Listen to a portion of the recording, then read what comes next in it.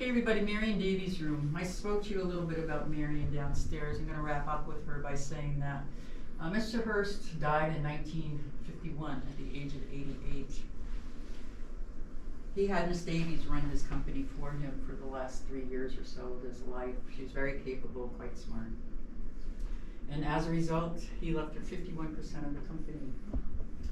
His sons didn't like that. They didn't like her. Always blamed her for breaking up the marriage. It simply wasn't true. So she thought about it. And 6 weeks after Mr. Hearst's death, she sold those shares back to the boys for $1. She's making a statement here. She's saying, I loved your father. We had a good relationship. They were together for 34 years, and I do not need your money. And she didn't.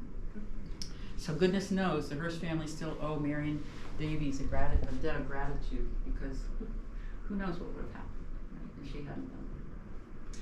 In her autobiography, as time goes by, she said that when she was up here in the suite, sewing, reading, he'd be next to her working in his Gothic study.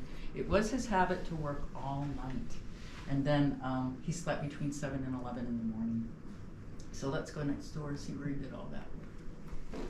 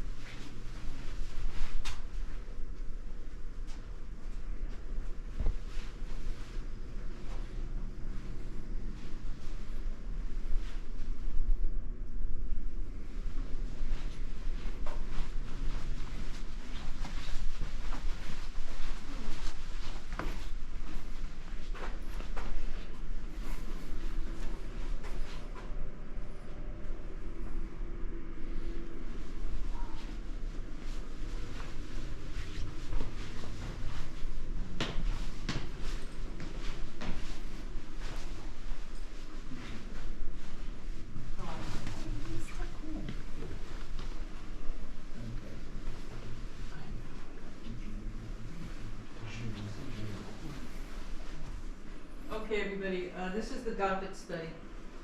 Above us, 15th century Moorish style ceiling, exposed Moorish style ceiling. Then we have these gigantic Gothic arches made of cement. Mr. Hearst wanted biblical stories on each and every arch.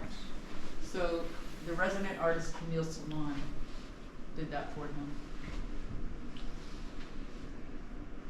Beyond this table in the middle, there is a portrait. You see, they forgot to turn on one of the lights there. That's a portrait of Mr. Hearst that you can barely see. He's 31 years old in that portrait. His best friend, Orrin Peck, painted that picture, or portrait, I should say.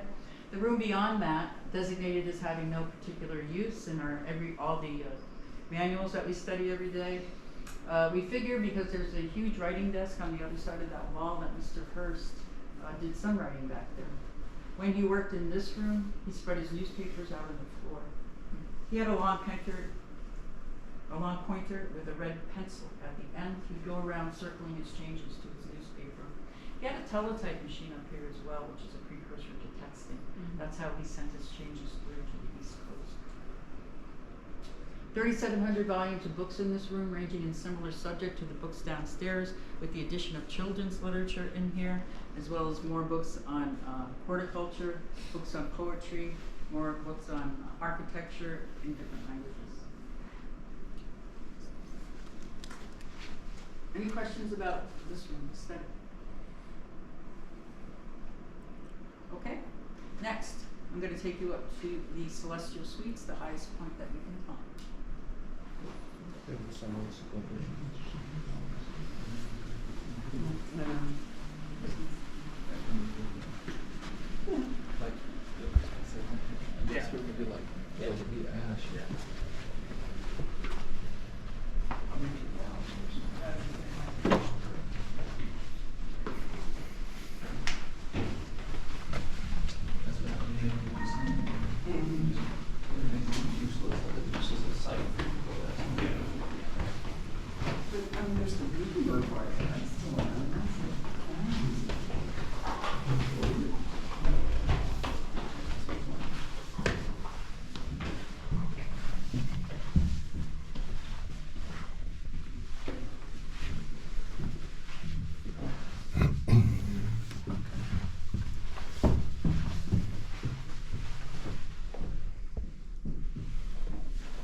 Yes.